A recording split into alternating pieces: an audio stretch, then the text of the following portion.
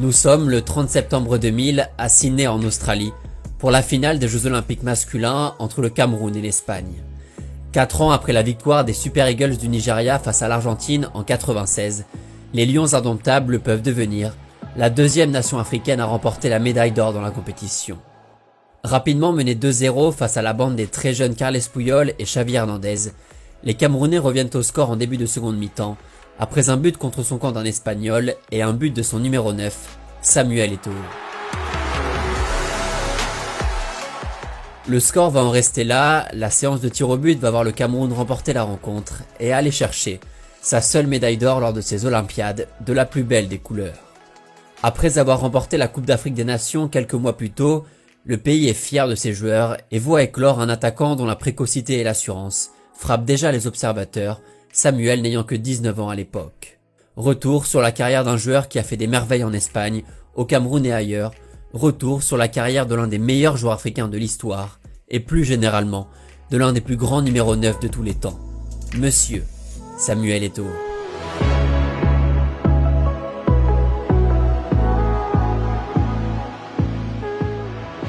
Lancé dans la profondeur, lancé balle au pied, lancé sur l'aile, le résultat était souvent le même quand Samuel Eto'o finissait avec le ballon entre les pieds.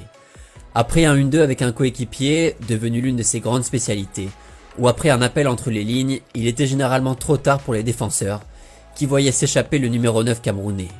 Rapide et très intelligent dans ses déplacements, Eto'o faisait faire des cauchemars à ses adversaires, usant de ses qualités de finition et de sa grosse frappe pour marquer dans n'importe quelle position. Un poison, un vrai, un supplice pour les défenseurs comme pour les gardiens, un avant-centre à la technique indéniable et au déplacement imprévisible, l'homme des records, des trophées, l'homme aussi de toutes les punchlines.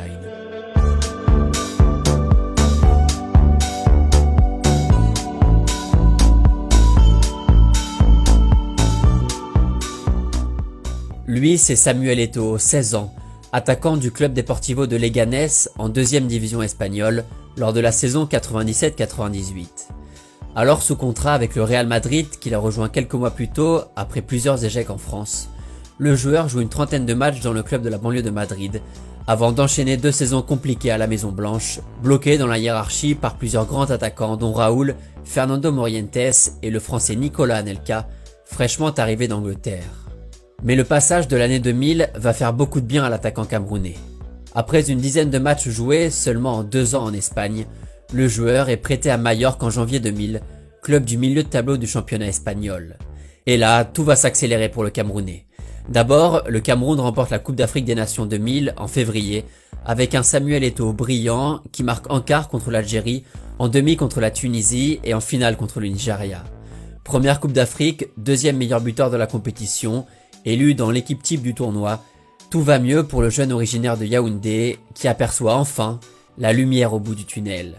Car en Espagne aussi, l'attaquant va faire des merveilles. En avril, Eto'o claque un doublé au Camp Nou, il inscrit 6 buts en 13 matchs avec Majorque, et le Real décide alors de céder 50% des parts du joueur au club de Palma dans les Baléares. Sur sa lancée, et après la victoire des Lions aux Jeux Olympiques de Sydney, Samuel s'éclate dans le club insulaire qui réalise plusieurs belles saisons en Liga. Le premier problème déjà quand on arrive d'Afrique, c'est le froid, l'hiver. Il faut s'adapter à l'hiver. Chez nous en Afrique, il n'y a pas d'hiver. Il faut pouvoir s'adapter à la langue, il faut pouvoir s'adapter à la nourriture.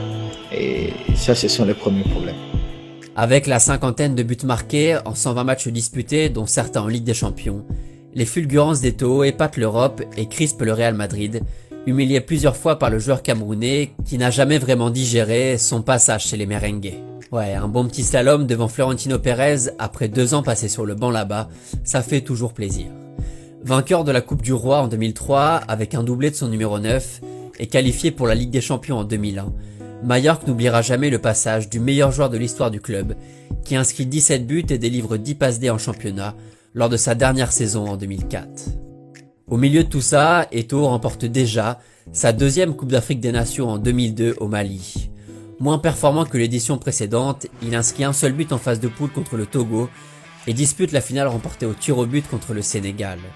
Auréolé de ses 3 prestigieux trophées en sélection, de son premier but à la Coupe du Monde 2002 avec ce merveilleux maillot sans manches sur les épaules et de son but légendaire contre le Brésil à la Coupe des Confédérations 2003, L'attaquant s'est fait un nom dans le monde et en Europe, où plusieurs clubs s'intéressent désormais aux joueurs camerounais, notamment le FC Barcelone. Après une petite guerre entre les deux rivaux espagnols, Florentino Pérez craque et lâche le joueur à son concurrent contre 27 millions d'euros. Une somme que les dirigeants barcelonais ne vont pas vraiment regretter.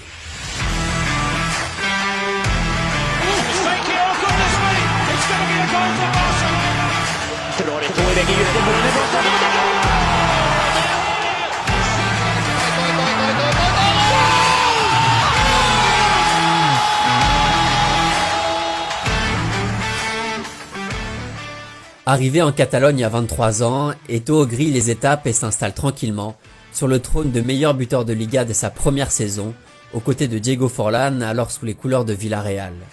Avec 25 buts marqués en championnat, bien aidé par Ronaldinho et Ludovic Giuli autour de lui en attaque, et par Deco et Xavi au milieu de terrain, Eto'o va trop vite et prend son envol enfin, dans un club avec de l'ambition. D'ailleurs, le Barça remporte le championnat la même année, et Samuel en profite pour faire la bise à son ancien club madrilène.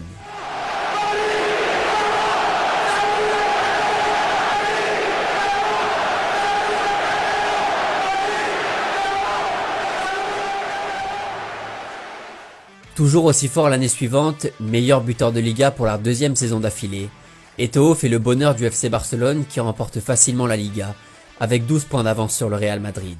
Parce que la force du Barça, c'est que c'était un groupe de jeunes qui aimaient s'amuser ensemble. Quand on rentrait dans un stade, on voyait qu'il y avait une certaine complicité. On partageait plus que des entraînements, plus qu'un match de football. La superstar Ronaldinho, le jeune Messi, le confirmé Giuli, le vétéran Larsson et la terreur des surfaces Eto'o. Les Blaugrana en fière allure et se hissent même en finale de Ligue des Champions grâce à plusieurs buts importants de l'attaquant camerounais.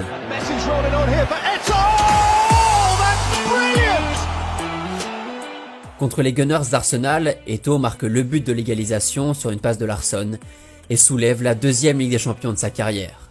Bon, officiellement c'est la deuxième après celle du Real en 2000, mais dans les faits, c'est le premier vrai trophée européen de Samuel, qui s'impose désormais comme l'un des tout meilleurs attaquants du monde, mais seulement 6e du Ballon d'Or 2006. Une année au cours de laquelle Eto'o finit également meilleur buteur de la Coupe d'Afrique des Nations 2006, mais rate le 12e tir au but des siens en quart de finale, contre la Côte d'Ivoire de Didier Drogba. La saison 2007 est malheureusement moins bonne pour Samuel, qui rate plusieurs mois de compétition suite à une blessure, et ne remporte aucun trophée avec les Blaugrana. Le club décide alors de faire venir Thierry Henry depuis Arsenal et aligner une attaque terrifiante, dans l'espoir de reconquérir la coupe aux grandes oreilles, partie du côté de la Lombardie. Mais tout ne va pas vraiment se passer comme prévu pour le club catalan. Malgré un Samuel Eto'o chirurgical en championnat avec 16 buts en 18 rencontres, le club patine et finit seulement 3e de Liga, plombé par des blessures à répétition et des systèmes en constante variation, et se fait sortir par Manchester United en demi-finale de Ligue des Champions. Bon, Eto'o finit encore meilleur buteur de la Coupe d'Afrique des Nations 2008, mais échoue cette fois en finale contre les pharaons égyptiens, le 3e échec consécutif pour les Lions indomptables. Des performances en demi-teinte et des éliminations frustrantes qui ont certainement agacé quelque peu l'attaquant camerounais, de quoi nous préparer une belle petite saison 2009.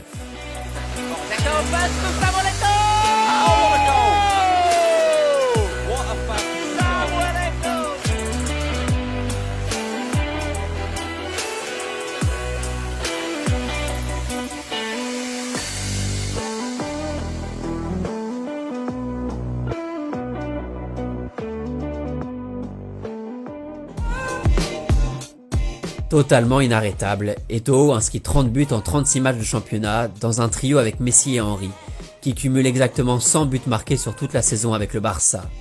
Sous les ordres de Pep Guardiola, les Catalans enchaînent 19 victoires en 20 matchs de Liga entre septembre et février, sont sacrés tranquillement champions d'Espagne, remportent la Copa del Rey face à Bilbao et retrouvent la finale de la Ligue des Champions grâce à son trio magique.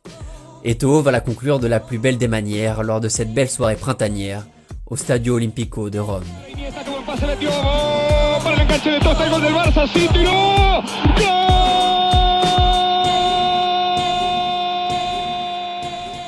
Une victoire 2-0 avec un but du Camerounais en finale, la cerise sur le gâteau d'une année exceptionnelle pour ce qui va rester, comme le dernier match de Samuel sous les couleurs barcelonaises.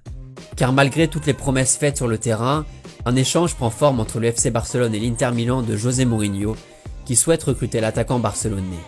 C'est ainsi que Zlatan est envoyé en Catalogne en échange de Samuel Eto'o et de 46 millions d'euros. Un sacré coup sur l'ego du Camerounais, de quoi lui donner toute l'énergie nécessaire pour la saison qui arrive. C'est sur le terrain que tout se passe. Et jusqu'à preuve du contraire, j'avais prouvé que je méritais jouer. Chaque dimanche, je méritais jouer. Aligné sur l'aile par le coach portugais, Samuel marque un peu moins dans une équipe articulée offensivement autour du Camerounais, de l'Argentin Diego Milito en neuf, du tout jeune Mario Balotelli et évidemment du Néerlandais Wesley Sneijder en milieu offensif. Les Nerazzurri vont aller remporter le championnat italien 2 petits points devant l'AS Roma, la Coupe d'Italie 1 petit but devant l'AS Roma, et se hisser en demi-finale de Ligue des Champions après des victoires contre Chelsea et le CSKA Moscou, une demi-finale où les attend le FC Barcelone. This is 2010 Champions League semi-final.